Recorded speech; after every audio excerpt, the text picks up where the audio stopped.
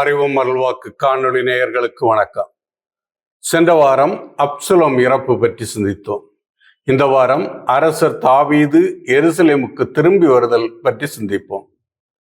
தாவீது தன் மகன் அப்சலோமின் இறப்பினால் அடைந்த துக்கம் பல விளைவுகளை உருவாக்குகிறது. தாவீதின் போர் வீரர்கள் தாவீதின் உயிரை தங்களின் உயிருக்கும் மேலாக நினைத்தார்கள்.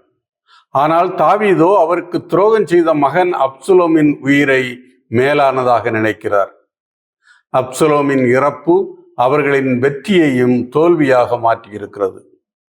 பணியாளர்களையும் படை வீரர்களையும் அவர் புறக்கணித்து விட்டதாக அவர்கள் நினைக்க தொடங்கிவிட்டார்கள்.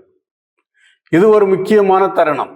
தாவீதிற்கு எதிராக தொடங்கிய கலகம் முறியடிக்கப்பட்டு விட்டது. ஆனால் அந்த வெற்றியை அவர் உதறி தள்ளிவிடுவாரோ என்ற சிந்தனை படை வீரர்கள் நடுவில் எழத் தொடங்கிவிட்டது. படைத்தலைவரான யோவாபின் செயல்தான் இந்நிலைக்கு காரணமாக உள்ளது. அவர்தான் அப்சலோமை கொன்றவர். தாவீதை காப்பாற்றுவதற்காகவே அவர் அச்செயலை செய்கின்றார்.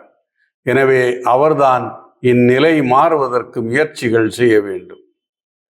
தாவீதிற்கு எதிராக கலகம் செய்த மகன் அப்சலோமிடமிருந்து படை வீரர்கள் தாவீதையும் அவரது மகன்களையும் மகள்களையும் மனைவியரையும் காப்பாற்றி இருக்கிறார்கள்.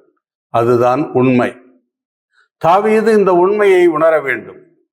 இறந்து போன மகன் முக்கியமா, தனக்காக உயிரையும் பணயம் வைத்து சண்டையிட்ட படை வீரர்கள் முக்கியமா என்பதை தாவீது முடிவு செய்ய வேண்டும் என யோவாபு அவருக்கு கூறுகிறார். அதையும் அவர் உடனடியாக செய்ய வேண்டும். இல்லையேல் படை வீரர்கள் அனைவரும் அவரை விட்டு சென்று விட வாய்ப்பு உள்ளது.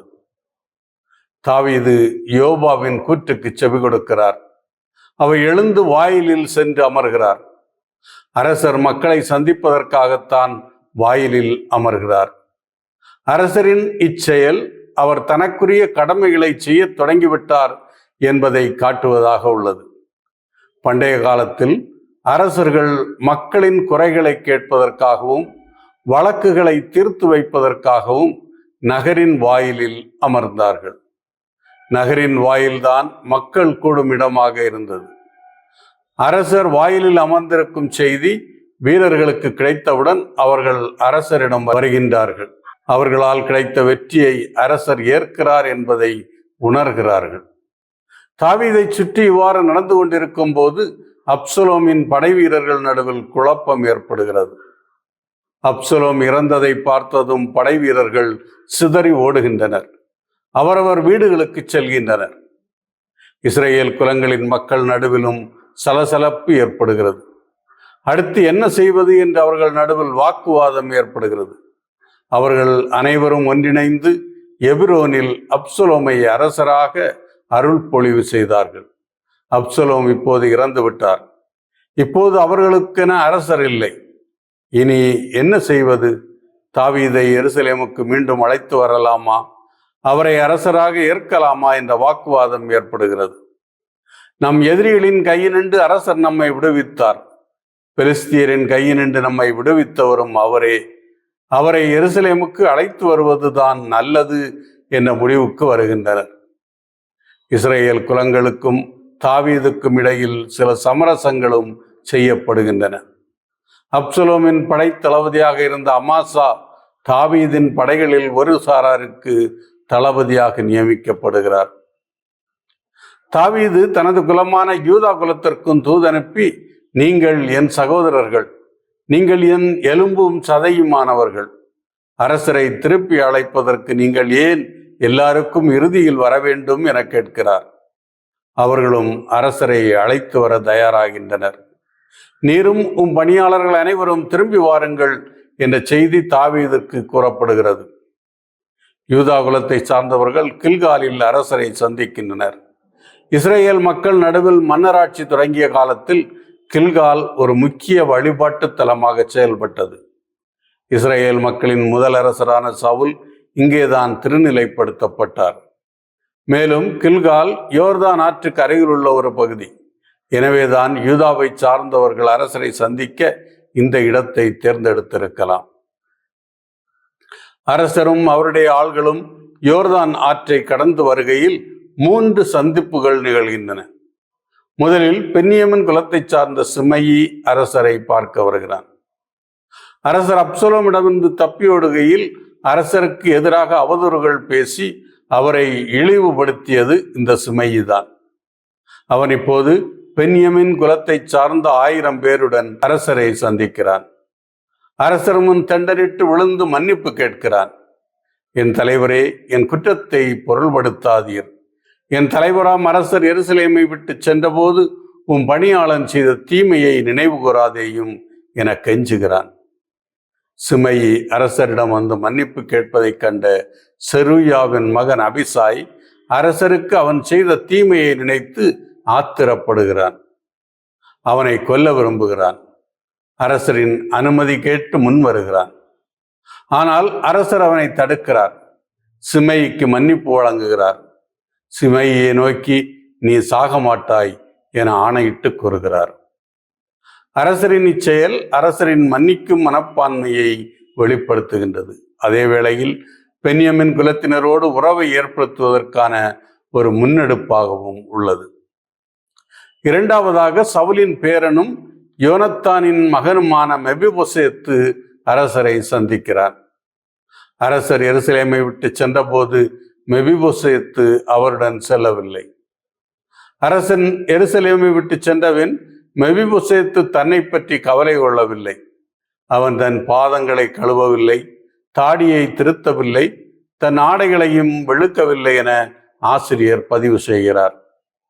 பாதங்களை கழுவாமல், தாடியை திருத்தாமல், ஆடைகளை வெளுக்காமல் இருப்பது துக்கம் அனுசரிப்பதாகும்.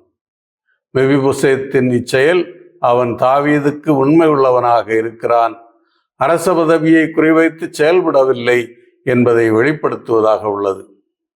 அரசனாக விரும்பியிருந்தால் அவன் நல்ல உடைகளை உடுத்தி தன்னை அடுத்தவர்கள் ஏற்கும்படி செயல்பட்டிருப்பான். மெபிபோசேத்து அவ்வாறு செய்யவில்லை.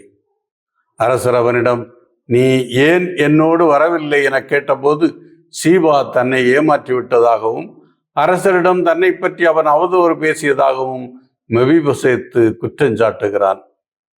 சீபா தன்னிடம் கூறிய செய்திகளை அடிப்படையாக வைத்துதான் அரசர் மெபிபோசேத்துடன் பேசுகிறார். மெபிபோசேத்து சீபாவை குற்றஞ்சாட்டுகிறான். இருவரில் யார் கூறுவது உண்மை என்பது அறிந்து கொள்ள முடியாததாக உள்ளது. அரசருக்கும் அந்த சந்தேகம் இருப்பது போல் தெரிகிறது.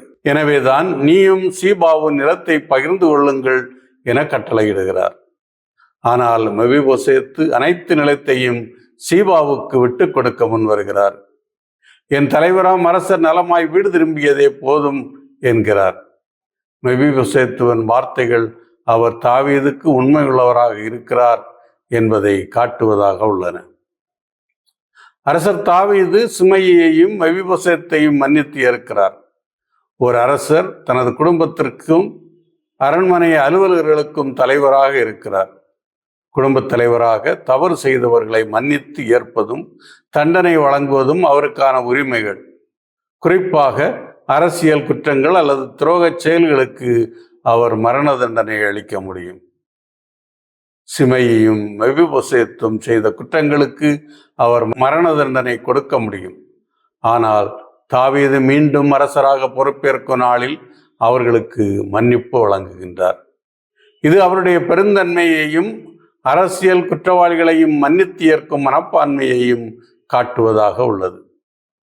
மூன்றாவதாக பர்சில்லாய் தாவீதை சந்திக்க வருகிறார். அவர் பெரும் பணக்காரர். தாவீது அப்சலோமிடமிருந்து தப்பியோடி மகனாயிமில் தங்கியிருந்த போது அவருடைய தேவைகளை கவனித்து கொண்டவர். 80 வயதான அவர் தாவீதை சந்திக்கின்றார்.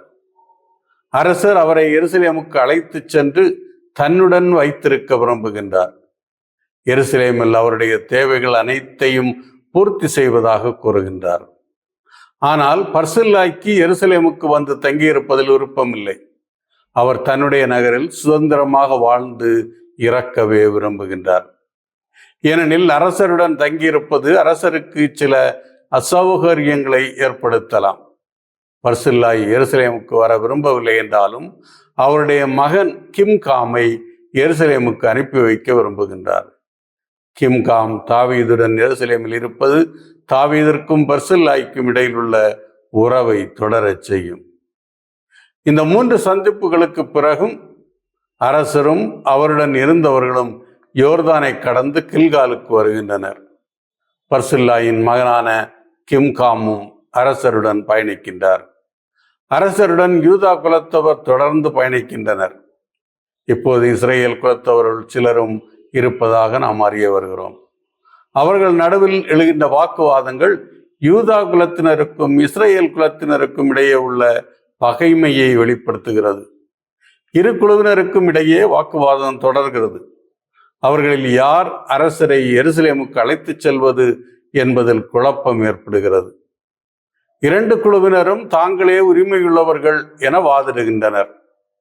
யூதா குலத்தவர் அரசர் அவர்களின் குலத்தை சார்ந்தவர், அவர்களின் நெருங்கிய உறவினர் என்பதை ஆதாரமாக வைத்து வாதிடுகின்றனர். இஸ்ரேல் குலங்களோ எங்களுக்கு அரசரிடம் 10 பங்குகள் உண்டு, தாவீதிடம் உங்களை விட எங்களுக்கு அதிக உரிமைகள் உண்டு என வாதிடுகின்றனர். தாவீது அரசராக முடிசூட்டப்பட்ட போதும் இந்த மோதல்கள் இருந்ததை நாம் பார்க்க முடிகிறது. இப்போது அந்த மோதல் பொது வெளிக்கு வந்துவிட்டது. பிற்காலத்தில் நாடு பிளவுபட்ட 2 நாடுகளாக பிரிவதற்கும் இந்த வேற்றுமை உணர்வுகள் தான் காரணங்களாக இருந்தன. அப்சலோமின் கலகம் தோற்றுவிட்டது. ஆனால் தாவீதின் ஆட்சியில் இருந்த சில பலவீனங்களை அப்சலோமின் கலகம் வெளிப்படுத்திவிட்டது எனவும் நாம் கூற முடியும். மீண்டும் அடுத்த வாரம் சந்திப்போம்.